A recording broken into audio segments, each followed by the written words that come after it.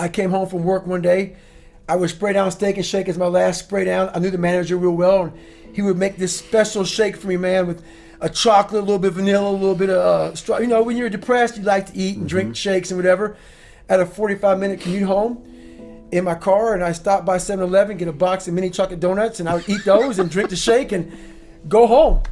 And I would get home, I would pop the TV on, walk back to the shower, listen to the TV while I was taking a shower, and that was my day. This day, what came on was a Discovery Channel show. I don't know if it was Discovery Channel or History Channel. What Making of Class 223 or something like that? 223 or 224, something like that. That was huge. And 224, and I said, it's the hardest train in the world or something. So, you know, I try to be a pararescue, so I want to see what you're talking about. Yeah. So I walked out, sat on the couch, start watching this, man. I saw the waves rushing over them, the snot bubbles, the jackhammering, the sugar cookies, the surf torture, the torture of what they were going through. And I felt so small. I felt like I was what everybody said I was, nobody. What I said I was, nobody. And I felt horrible.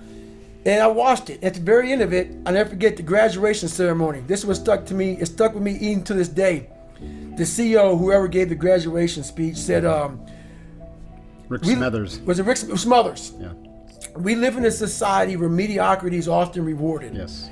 And he went on to talk about something. These men like this or something that detest mediocrity. Yeah.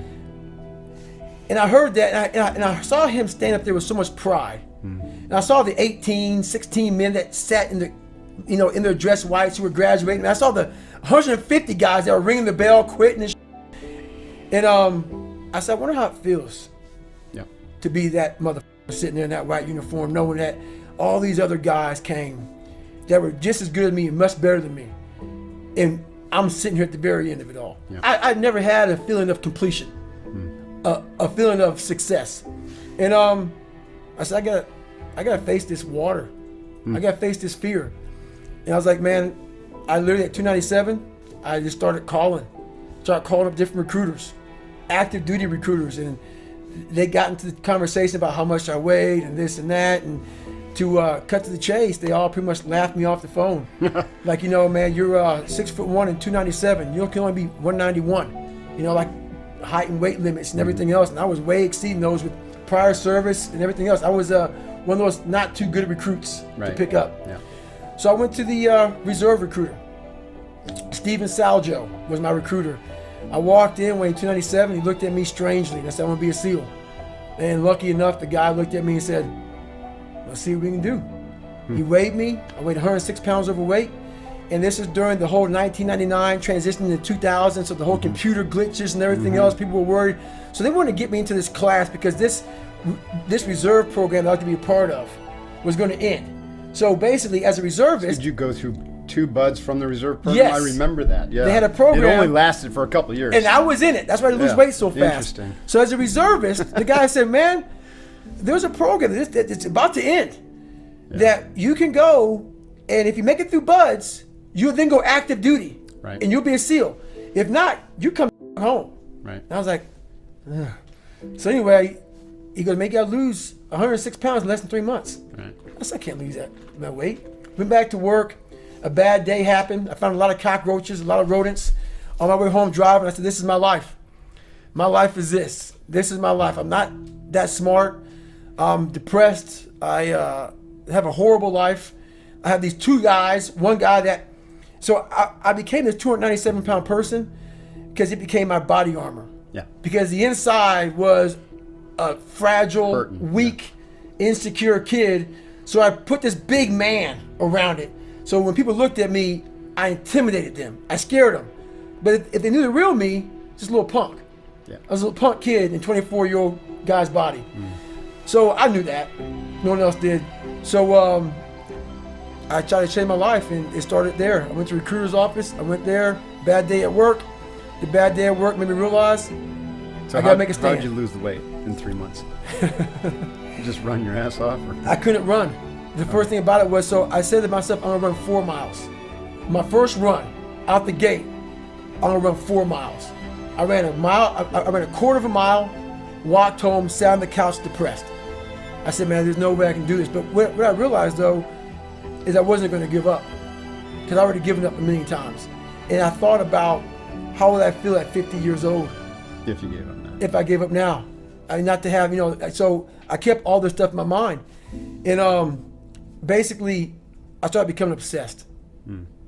I slowly, it didn't happen that night on the couch. Right.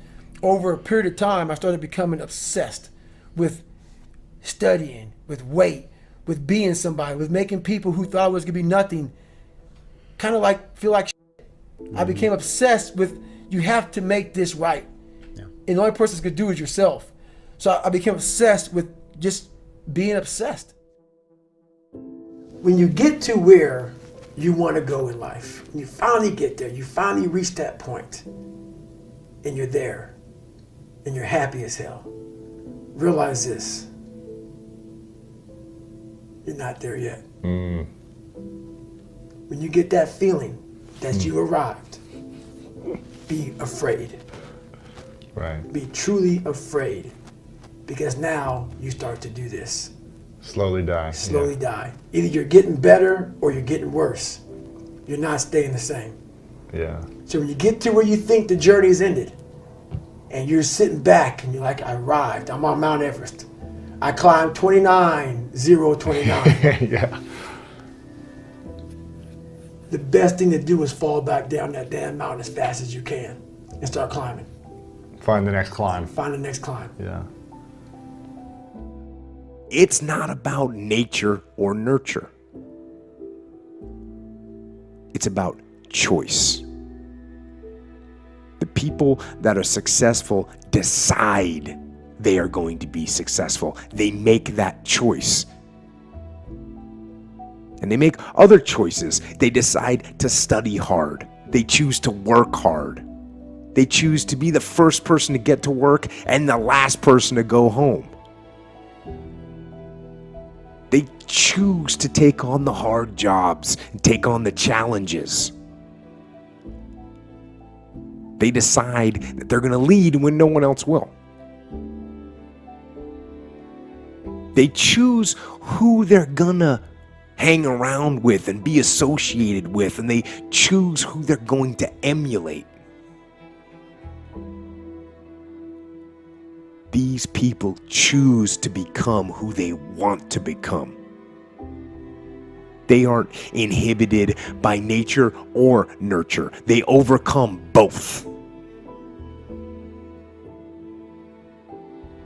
And I'll tell you something else. It's never too late to make that choice. You're never too old to decide where you're going to focus your efforts and push to make the most out of every situation. So, to me, it's not about what you've been through and where you were. It's about where you're going. And it's about the choices that you make. It's about choosing. Choose to make yourself smarter and stronger and healthier. Choose to work out and study and eat good food and keep your mind clean. Don't let nature or nurture make you.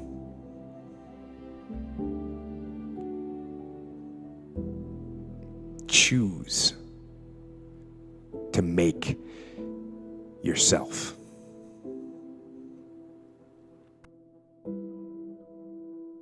Never pick the easy road. Never. Never. And it always goes back to kind of that hero mentality. Never pick the easy road. Ever in your life. That is the one road that is doom. It is doom. If you want something like 6-minute abs, all these different things, if you want it so fast, you may achieve what you wanted, but you want the permanent fix. The permanent fix comes from the hard road. The hard road gives you permanent results. The easy road gives you the quick fix, you will go back to where you started on the easy route. That hard route is so permanent that it ends up callousing you everywhere.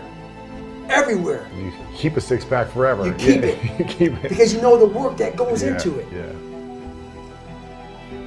It can be pretty easy to focus on the battle that's right in front of your face. And when you're doing that, sometimes you can lose track of the long-term goal. But I want to have that long-term goal so embedded in my mind that I never lose sight of it. Ever. And those little tasks and projects and short-term goals that you tackle, they need to lead toward that strategic victory. Winning the long war. And we get very caught up in instant gratification. We want results now. We want the shortcut to the winner's podium.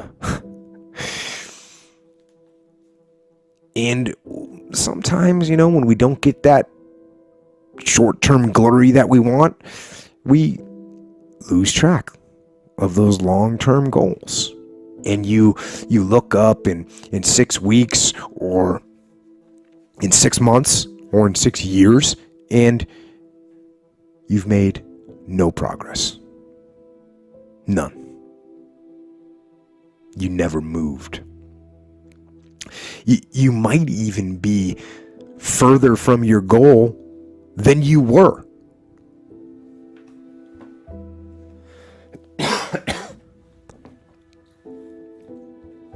Why? Why did you let that happen? It's because you lost sight of that long-term goal. And at some point, after you lose sight of that goal and years have gone by, you think to yourself, maybe I can't. Maybe I can't do it. And so you give up. You let it fade. And you settle. You settle for mediocrity. You settle for average. You settle for, oh well. But no. Don't do that. Embed that long-term goal in your mind. Burn it into your soul. Think about it and write about it and talk about it and hang it up on your wall. But most important, do something about it. Do something about it every day. Do something that moves you toward that goal, that keeps the goal alive and in sight and in focus.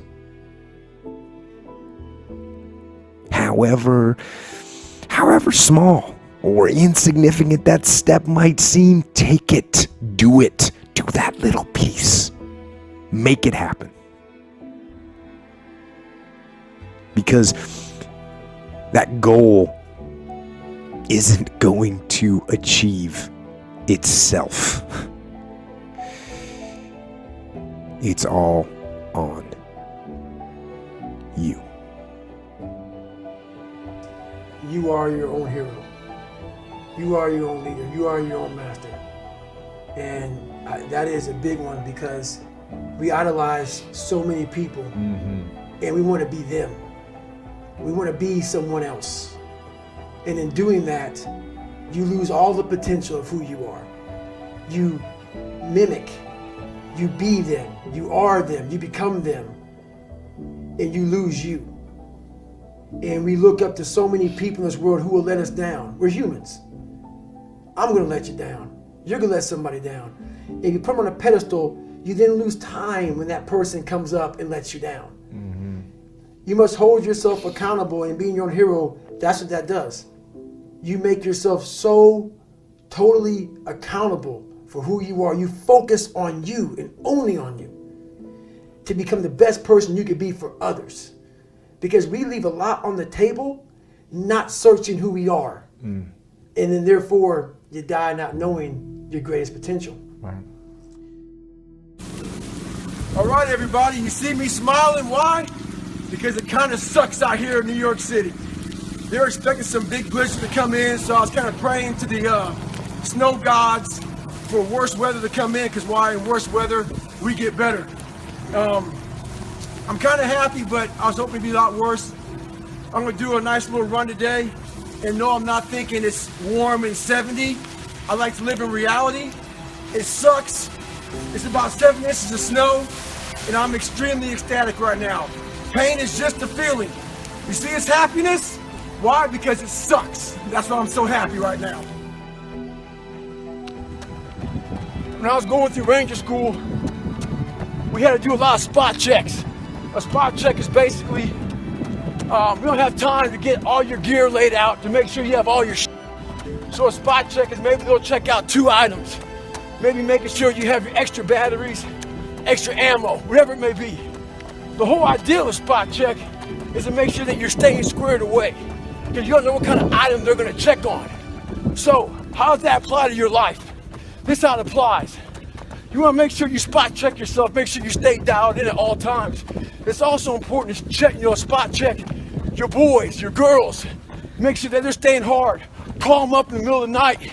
Give them a call and say, hey, tomorrow at 8 o'clock, we're gonna get after it. Make sure they're staying dialed in. So I'm getting ready to board my plane yesterday, and this NFL football player comes up to me. He goes, Goggins, can I ask you a question? How do you keep that dog mentality? I said, let me ask you a question. When you were younger, what did you want to be? He said, an NFL football player. But once I got there, I lost that dog mentality. He had a finish line in his brain. Guess what? A true dog mentality, I have a dog at home. I can feed that motherfucker all day long. He never gets full. It's not enough you made to the NFL. Be the MVP. It's not enough you ran a 5K. Win a 10K. It's not enough you became a doctor. Be a better doctor. It's not enough you lost 50 pounds. Go out there and do something with it. Guess what? It's 109 out here, but guess what? It's not enough. Stay hard. Whether you like it or not, from the time you wake up to the time you go to bed, a lot of us are at war with ourselves. And within that war, you have several battles. Those battles are basically choices. No, I'm not talking about a war that you might find in the Coliseum. I'm talking about a war that's in your brain. That war exists because life has so many choices. And within those choices, you gotta make right decisions. But you know what? That. When the alarm goes off in the morning, you don't have to wake up. Don't wake up, don't worry about that. When you're in school, you know what, fuck that, man. It's too hard to study, so don't study. You know what, don't eat healthy, because you don't have to. So guess what? When you fail, don't blame your mom, don't blame your dad, don't blame teachers. One person you have to blame is yourself. What do you do about the negative guy that's trying to bring you down? And sure, you can confront them, right? And you can, by doing that, join in their little game. And in doing that, you give them the satisfaction. They now know that they got into your head. And then you're turning your workplace into, your basic grade school gossip hall. So we don't like that. But now there are times, unfortunately, that you have to address things. And when you do it professionally. And you do it, your goal is to disarm them. Because remember that this negative person inside, they probably want the confrontation. That's what they want. And so, you say something like, hey, I heard you had some critique points for me about how I'm doing my job. If I'd love to get your feedback so I can tighten up my game. So you just disarm them a little bit. And something like that will likely diffuse the scenario a little bit, and hopefully the people will the person will understand that there are other people that are telling you what's going on, and it'll kind of put them in check and stifle the situation. But the preferred methodology for this situation for me is quite simple, and that is ignore and outperform them. You see, while you're over there watching me and talking about me, I'm working hard. I'm taking things to the next level. You keep gossiping and I'll keep working. You keep talking smack and I'll keep working. You keep focusing on everything and everyone else and I'll keep working. And when you finally look around at where you are and where I'm at, you'll realize that you have nothing left to talk smack about. And you will lose and I will win. And this here applies to when people are playing office politics or forming their little cliques or working their personal agendas. And again, I know sometimes you have to play those games, but let your first course of action, let the fundamental core of your reaction be to outwork and outperform every last one of them. Sometimes the greatest moments in your life happens after pain, happens after hurt. It happens after those failures. Just think about it. You can be at the worst point of your life and you think you've done everything wrong, but that was all a part of the plan. Yeah, you may have messed up. Yeah, you may have put yourself in a bad predicament. So what are you waiting for? This might be the push you need to get the first step going towards your greatness, to going forward towards your purpose. Now is the moment. Now is the time. Stop looking back, talking about what you can't do, how you failed, how you're not qualified, how they're smarter than you, how they're stronger than you. I don't want to hear that. Take this next moment and think about where you can be if you put your all into what you want to do. And if you don't know what to do, go to the Father right now. Say, lead me, guide me into being the man or woman that you want me to be. If it's a big decision you have to make, go to the Father. It may be a marriage on the downfall. Go to the Father. It may be a job situation going on. Go to the Father. It may be something that you can't control. Go to the Father. You don't have to go through this alone. It's in those moments of weakness He makes you strong. If you humble yourselves and call upon His name, there's a greater you inside of you. And you don't even know it right now.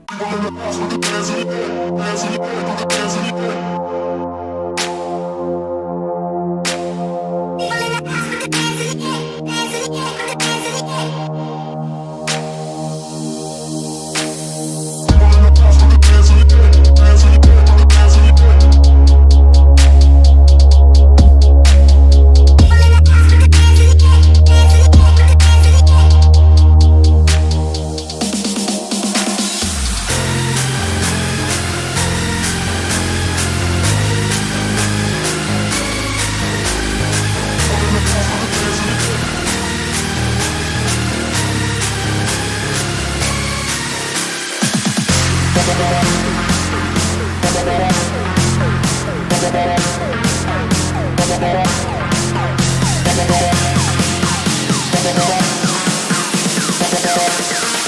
be right back.